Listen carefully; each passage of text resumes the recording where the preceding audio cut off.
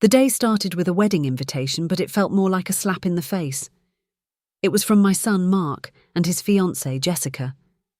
The card was fancy and beautiful, all gold and swirls, but something was wrong. I looked at the little seating chart they'd put inside, and my heart sank. There was a big table right up front for the family, but my name, Sarah, was missing. I saw Jessica's parents, her cousins, her aunts and uncles, all of them listed right there at the main table. But not me. Just a blank space where I should have been. I didn't get it. Why would my own son's future wife not want me at the main table? My mind raced with questions, and a cold feeling started in the pit of my stomach. This was more than a mistake. It was a signal, a warning I couldn't ignore. Friend, before I go on, let me ask you, would you do me a kindness? Tap subscribe so you don't miss what comes next, and tell me in the comments where you're listening from. It helps me see just how far my story reaches. I put the invitation down and tried to calm myself. Maybe it was an honest mistake. Mark wouldn't do this to me, would he? He was my son. He loved me. But the empty space on that little map of the reception hall spoke louder than any words. It was like they were already telling me I didn't belong. I had to find out what was going on. I had to know why they were pushing me away. My mind wouldn't let go of that seating chart. It ate at me. I went dress shopping with my best friend Carol, trying to forget about it, but every dress I tried on just made me think more. I'd look in the mirror and wonder if it was good enough for the wedding. What if it's too much? What if Jessica doesn't like it? I'd say to Carol. She'd just shake her head and tell me I was overthinking things. Sarah, you're the mother of the groom, Carol said, her voice full of sense. It's your special day too. They probably just forgot to put your name on the chart. It's nothing. I wanted to believe her, but I couldn't. I tried on a simple, elegant blue dress. It was perfect. I felt good in it. But then I imagined sitting in the back of the room in this beautiful dress, all alone, and a tear came to my eye. I had to sit down. Carol, I just have a bad feeling, I whispered. It feels like they're already telling me where my place is. Carol held my hand, but she didn't know what to say. The feeling of being left out was getting stronger, not weaker. It wasn't just a dress. It was a sign of what was to come. Was I just being paranoid? Or was this feeling of dread a real warning? The rehearsal dinner was my first real test. I walked into the fancy restaurant, my heart pounding with hope. I was so excited to see my son, Mark, and get to know Jessica better. But the moment I saw them, a cold chill went through me. Jessica was distant. She gave me a quick cold hug and then turned away to talk to her own family. I tried to talk to her, to ask her about the wedding plans, but she just gave me one-word answers. Yes. No. Fine. It was like she didn't want to talk to me at all. Then came the seating. Just like the invitation had hinted, I was placed at a table in the back corner of the room with some distant relatives I'd never met. Mark didn't even notice. He was so busy laughing and talking with Jessica's family at the front table. I sat there, feeling like a ghost at my own son's wedding party. I'm so glad you could make it, Sarah, a distant cousin said, trying to be nice. I just smiled, but inside I was crumbling. The cold feeling I had before was now a deep, sharp pain. Was this my life now? Was I going to be a stranger to my own son's new family? I couldn't stand it. The day of the wedding came like a thief in the night. I woke up with a knot in my stomach. The sun was shining outside, but in my heart a storm was brewing. I looked at the dress I'd bought, the simple blue one. I'd hoped it would make me feel better, but it just felt like a costume for a play I didn't want to be in. I spent a long time getting ready, trying to make myself look perfect. I wanted Jessica to see me and think, she's a good mother, a loving mother-in-law. I wanted to prove her wrong, even though she hadn't said a word yet. I tried to call my son Mark, just to wish him well and hear his voice one last time before he was married. The phone rang and rang, but he didn't pick up. My heart sank a little lower. I told myself he was just busy, that he had a million things to do, but a little voice inside me whispered, "He's not answering because he's with her." The thought hurt more than I can say. I put the phone down, took a deep breath, and told myself I was strong. I was going to this wedding with my head held high. But the truth was, I was going in with a heart full of fear. What was waiting for me at that wedding? I drove to the wedding venue, a huge, beautiful place that looked like a palace. I parked the car and walked up the long driveway, feeling smaller and smaller with every step. The place was grand, with huge flower arrangements and sparkling lights everywhere. It was a fairy tale, but I felt like I was walking into a nightmare. As I got closer, I saw my son, Mark, and his fiancée, Jessica, standing together, taking pictures. They looked perfect. He was so handsome in his suit, and she was stunning in her white dress. A wave of love and pride washed over me. I forgot all my fears for a second. I just wanted to go and hug them both, to tell them how happy I was for them. I smiled and started to walk over, ready to be a proud mother. I held my purse tight, my heart swelling with emotion. I was finally here, at my son's wedding. All the worries I had melted away for that one brief moment. I thought maybe I was wrong all along. Maybe this was going to be a happy day after all. But I didn't know what was about to happen next.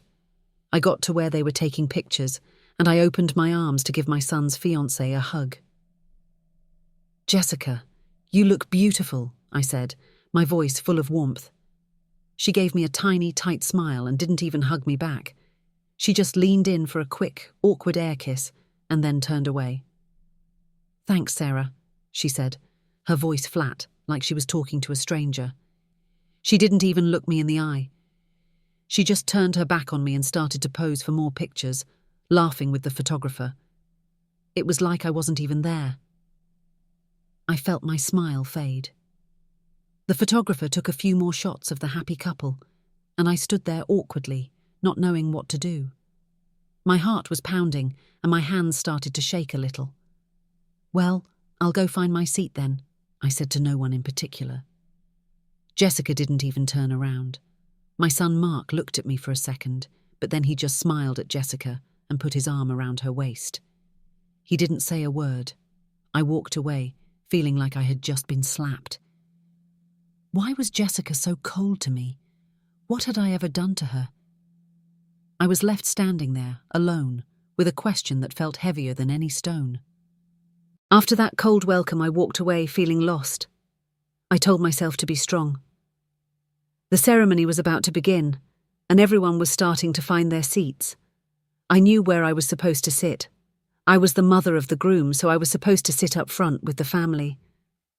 I walked toward the long table at the very front of the room, my heart pounding with a mix of fear and hope. There was a big sign that said, "Family." I saw my son Mark and his new wife Jessica sitting there smiling and talking with people. Maybe the seating chart from the invitation was a mistake, I told myself. Maybe they just wanted me to find my own spot. As I got closer, I could see all of Jessica's family sitting around them, laughing. I took a deep breath and tried to smile. I just wanted to be a part of it, to be with my son on his big day. I wanted to sit down, take a deep breath, and feel like I belonged. But as I got closer, the air around me felt colder. I couldn't shake the feeling that something was very wrong. I was just a few feet from the family table when I heard it. A sharp, angry whisper. "Don't sit here." The voice was low, but it cut through the happy buzz of the crowd like a knife. I stopped dead in my tracks and looked up. It was my son's new wife, Jessica. Her eyes were hard and cold. Then she leaned in a little more and the words came out even more cruelly. "You'll embarrass the family," she hissed. My blood ran cold. The words hit me like a physical blow. I looked at Mark, my son, but he just stared at his plate, not looking at me, not saying a word. I couldn't believe it. This was my son's wedding and his new wife was publicly shaming me. A few people near the table looked up and I saw their eyes on me. I felt my face turn bright red. I wanted to scream, to run away, to just disappear. But I couldn't. All I could do was stand there, frozen, with the whole room about to watch what was happening. What was I going to do? What would you have done? I stood there, frozen, with everyone watching me. I felt like the whole room was a stage, and I was the punchline of a very cruel joke. My heart was pounding so hard I thought it would break through my chest. Jessica's voice, now louder and sharper, cut through the quiet room. "You can't sit with us, Mom. Go sit in the back with the other guests." My eyes welled up with tears. I saw a few people whisper to each other and point. The shame was so big it felt like I was drowning in it. No one helped me. Not my son. Not his new wife. No one. I felt so alone. I wanted to yell, "I am his mother!" But the words were stuck in my throat. I just stood there for what felt like an hour, with all eyes on me. My legs felt weak, and I thought I would fall right there on the floor. I couldn't take it anymore. I turned around and walked away from the table, my head down. I found a chair in the very last row, as far away from them as I could get, and I sat there, trying to be invisible. I just wanted to disappear. Why would my son let this happen to me? What had I done to deserve this? I sat in the back of that huge room so far from the wedding party. My face was burning with shame, and my heart felt like a drum beating out of control. I couldn't stop the tears. I tried to make myself small, to disappear into the chair. People were still looking, still whispering. I couldn't hear what they were saying, but I knew. They were talking about me. My own son, Mark, was sitting up front, laughing and smiling, while his new wife, Jessica, had just told me I was a disgrace. I couldn't believe it. I'd always been a good mother. I'd always tried to do what was right.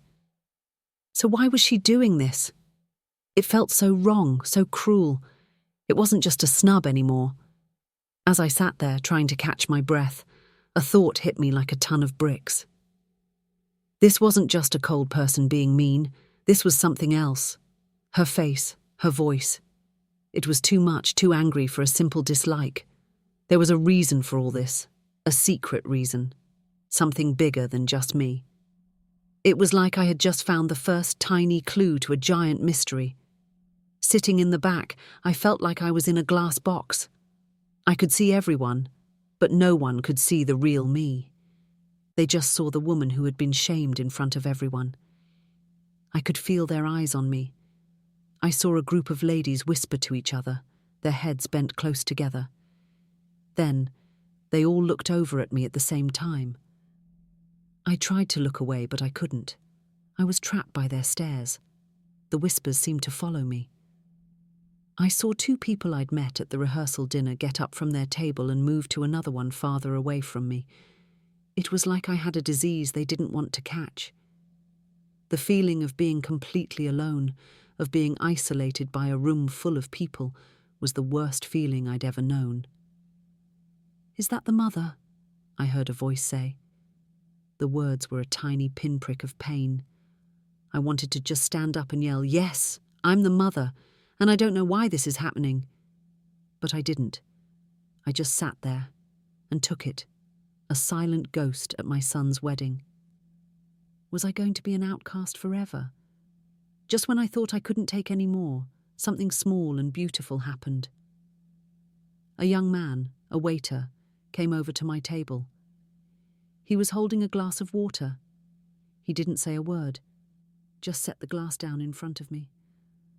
I looked up at him and he gave me a tiny, kind smile. It wasn't a pitying look or a judging one. It was just a warm, human smile. For the first time all day, I felt like a real person again. He saw my pain. He saw that I was hurting. He saw me. "Thank you," I whispered, my voice choked with tears. He just nodded and walked away, but that one small act of kindness was a life raft in a sea of hurt. It reminded me that not everyone was against me. The world wasn't a completely cold place. Maybe there was still hope. If one kind stranger could see my pain, maybe others would too. Maybe someone would finally see the truth about what was happening and about why. That one tiny act of kindness from a stranger gave me the strength to look for answers. What was the secret Jessica was hiding? I watched the ceremony from the back of the room, feeling like a ghost. I was so far away, the people at the altar looked like little dolls. I saw my son Mark stand there, his face full of love and hope. He looked so happy. He said his vows with so much heart, his voice clear and strong. He promised to love and cherish Jessica forever. His words were so real and so full of meaning. But then it was Jessica's turn. Her voice was flat, like she was just reading words from a book. Her eyes were empty. She said the vows, but there was no real feeling in her voice. It was like she was just going through the motions. I watched her from my lonely spot, and a shiver went down my spine. Something was wrong. My son's vows were a promise from the heart, but Jessica's were a cold, empty show. What was really going on inside her? What was she hiding behind that perfect white dress? The ceremony ended, and the reception began. I was still sitting in the back, feeling miserable. I had no one to talk to. Most people were up front, laughing and dancing. I just sat and watched. I was so lonely I wanted to cry. I thought about leaving, but something held me there. I knew there was a reason for what had happened, and I wasn't going to leave until I found out. That's when I heard it. 2 women, Jessica's aunts, were talking nearby. I tried not to listen, but their words were like a magnet. "I hope they can pay it all back," one of them said. The other one nodded. "I know. This marriage is the only way. It's all about the money, isn't it?" "Don't say that out loud," the first woman hissed. "It's a secret deal. But with his money—" The word money echoed in my ears. I sat up straight, my heart beating fast. So this wasn't about me at all. It was about something else. What secret deal were they talking about? And what did my son, Mark, have to do with their money problems? As the evening went on, it was time for the speeches. I was still sitting in the back, but I listened with all my might. The best man, my son's friend David, got up to speak. He looked nervous, but his voice was kind. He started talking about my son, Mark. He talked about how honest and good Mark was. He talked about how Mark had always been a good son and how much he loved his family.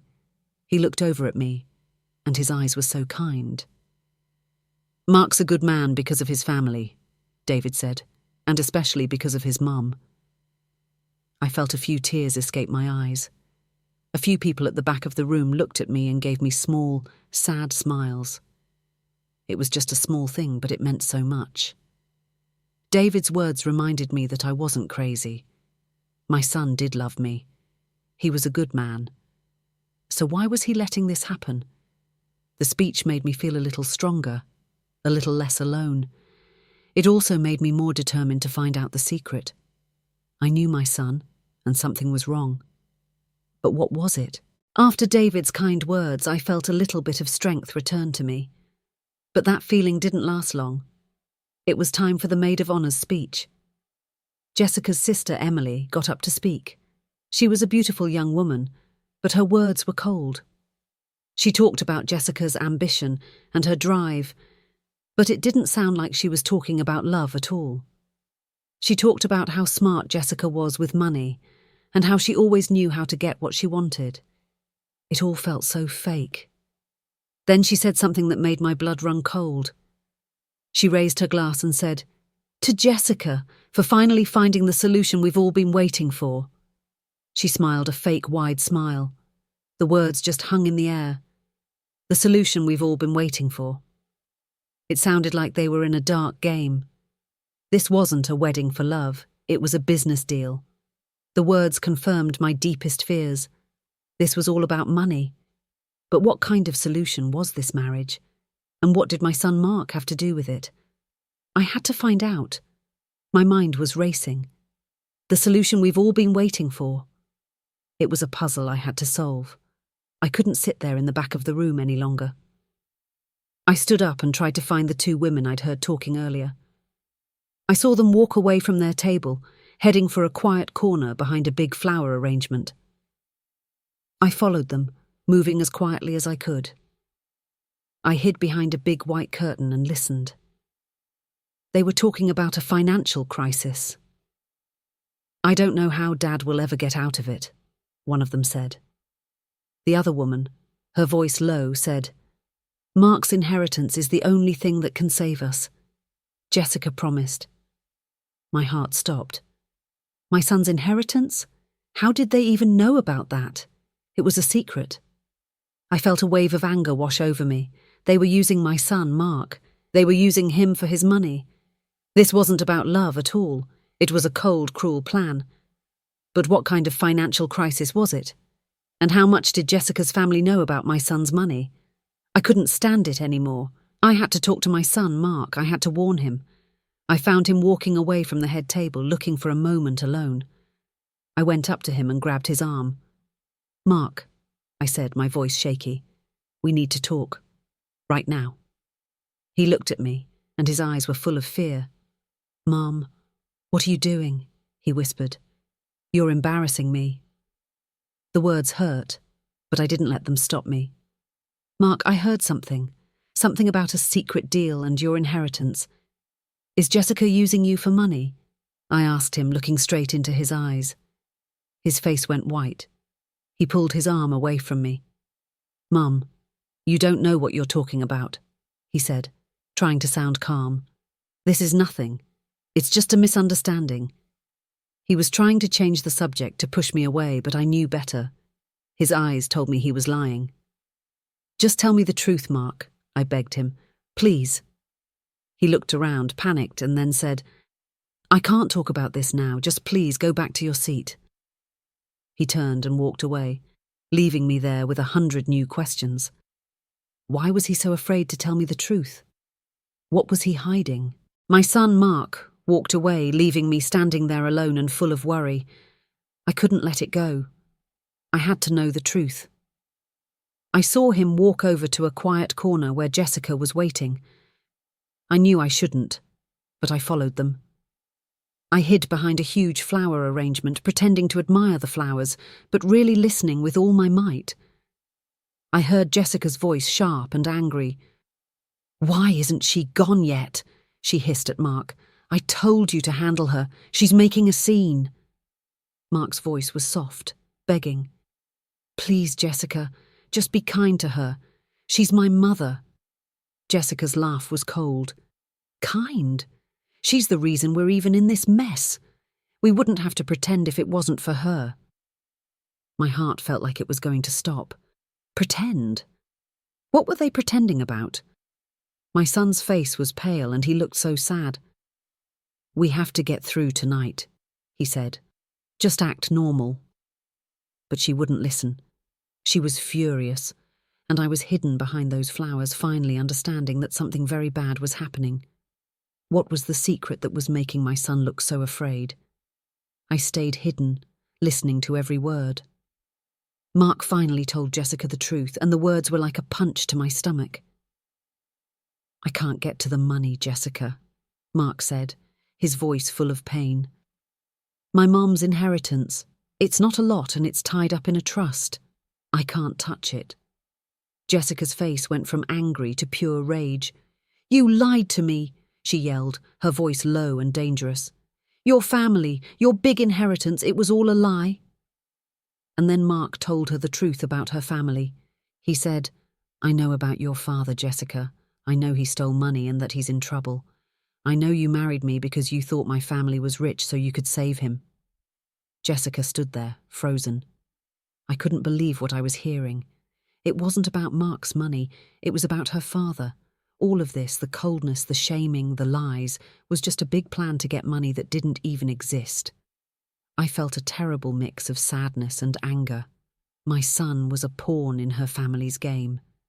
And what did this all mean for my son's marriage? Listening to their fight, my heart broke into a million pieces. Not just because of what Jessica was doing, but because of my son's pain. My Mark had been tricked. He loved this woman, but she was using him and he knew it. He was caught in a trap. All this time, I thought Jessica hated me. I thought her cruel words were because of something I'd done. But now I knew. Her public shaming of me was on purpose. It wasn't because I was embarrassing. It was because she wanted to make me feel small. She wanted to show me who was in charge. She wanted to hurt me because I was the mother of the man she was using for money. The realization hit me hard. I wasn't just a woman being shamed at a wedding. I was a target. Her public cruelty was a weapon. And my son was caught in the middle of it. I had to do something. I couldn't just sit here and let them ruin my son's life. I had to find a way to make her stop, but how? I couldn't just sit in the back anymore. I had to do something. My heart was pounding, but my mind was clear. I saw Jessica go back to her family's table, trying to look like nothing was wrong. I walked right up to her, feeling a strange kind of power. She looked up at me, surprised, her eyes wide. "Jessica," I said, my voice low and steady. "We need to talk. Right now. Just you and me." Her face went pale. She looked at her family, then back at me. I could tell she was scared. She knew I had heard something and she didn't know what I would do. She finally nodded and stood up. "Fine," she said, her voice shaky. She led me to a small empty office near the ballroom. She tried to act calm, but her hands were shaking. I knew I had her. I had the truth and she knew it. The time for hiding was over. The truth was about to come out. What would she say when she knew I had all the answers? We stood in that small, quiet office, just the two of us. Jessica looked at me with fear in her eyes, but I didn't feel angry anymore. I just felt sad for her. I looked at her and said, "I know about your father." Her eyes went wide, and she looked like she'd seen a ghost. "And I know why you married my son, Mark." My voice was soft, not angry. "I know you thought his family had money. You thought you could save your father." Her mask of coldness broke. The tears started to fall. She wasn't an angry bride anymore. She was just a scared young woman. She began to cry, and then she told me the most shocking thing of all. "He forced me," she said, her voice a broken whisper. "My father. He told me if I didn't marry a rich man and help him, he would go to jail for what he did." The words hit me like a stone. Jessica wasn't evil. She was a victim, just like my son. Her father had tricked them both. What was I going to do now? I looked at Jessica standing there, crying in her beautiful white dress. I saw the fear and the sadness on her face, and I saw a little bit of myself. I knew what it was like to be trapped and powerless. The anger I had for her disappeared. "I don't want you or Mark to be miserable," I said, my voice gentle. "I can help." She looked up at me, shocked. You can?" I nodded. "But you have to do something first. You have to tell the truth. You have to tell everyone here." Her face filled with fear again. "I can't," she cried. "My family, they'll hate me." I took her hand. "You won't be alone. You'll have me, and you'll have Mark. This is your only chance to get out of this dark place. If you don't do this, you'll be trapped in a lie forever." I held her hand and waited for her answer. Would she choose the truth and a new life? Or would she stay in the dark? After I talked to Jessica, she seemed to find a small piece of courage. We walked back to the reception hall and she looked like a different person. The cold, hard mask she had on all day was gone. In its place, she looked pale and scared, but also strong. She went up to the band and asked to use the microphone. Everyone looked at her, confused. Her father, the one who caused all this trouble, was at his table looking worried. Jessica stood there for a long moment, looking out at the crowd. My son Mark walked to the front of the dance floor, and a look of worry was on his face. Jessica took a deep breath. "I have something to say," she began, her voice shaking a little at first, but then growing stronger. "I have a very important announcement to make. This isn't just about me and Mark." The entire room went silent. You could hear a pin drop. This was it. The moment of truth. What was she going to tell them? Jessica stood at the microphone and took another deep breath. "This wedding is a lie," she said, her voice trembling but clear. "My family is broke. My father—" She pointed at him, and her hand shook. "He stole money from people. He was going to go to jail. He forced me to marry Mark because he thought Mark had money to save us." Gasps filled the room. People looked at her, then at her father, then at me. Her father stood up from his table, his face red with rage. "How could you betray us like this?" he screamed at her. But Jessica didn't back down. She looked him right in the eye. "I'm not betraying you, Dad," she said, her voice strong and firm now. "I'm saving myself." The room was in an uproar. Her father was shouting and people were looking at him in shock. All the secrets, all the lies, were coming out in the open. But what would happen now? My son Mark stood on the dance floor, looking at his new wife as she spoke the ugly truth. His face was a mixture of shock and pain. He had loved her all along, and now he was finding out it was all a lie. He could have walked away. He could have been angry and hurt. He could have said, "This marriage is over." But he didn't. He walked slowly, calmly to Jessica's side and put his arm around her. She looked up at him, tears in her eyes, and he just gave her a small, kind smile. He looked at the shocked crowd and said, "What Jessica said is true. This started for all the wrong reasons." Then he looked at his wife and said, "But my love for her is real. I'm going to stand by her, not as an accomplice to a lie, but as her husband." The look on Jessica's face was one of pure relief. My son Mark was the hero in this story. He chose love over money, and he chose to be the strong man I had always raised him to be. What would happen to them now? Could a marriage that started with a lie find a happy ending? After Jessica told the truth, the wedding reception ended right there. Her family, filled with shame and anger, quickly packed their things and left without a word. My son, Mark, and his new wife, Jessica, came to find me. The big, loud room was now quiet. Jessica looked at me and her eyes were full of tears. "I'm so sorry, Sarah," she said, her voice small. "I was so wrong to treat you that way. I was just so scared." I looked at my son, Mark. He hugged me tight, and for the first time all day I felt like his mother again. "I'm so sorry, Mom," he said. "I should have told you. I was just trying to protect her." We sat together, the three of us, in a quiet corner. We talked about everything. We talked about her father, the money, and all the lies. It wasn't an easy talk, but for the first time we were a real family. The wedding was a disaster, but we found a small bit of hope in the ruins.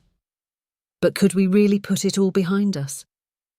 A few weeks went by and things were quiet. Jessica's family was in a lot of trouble and we didn't hear from them. I didn't see Mark and Jessica much. I was worried.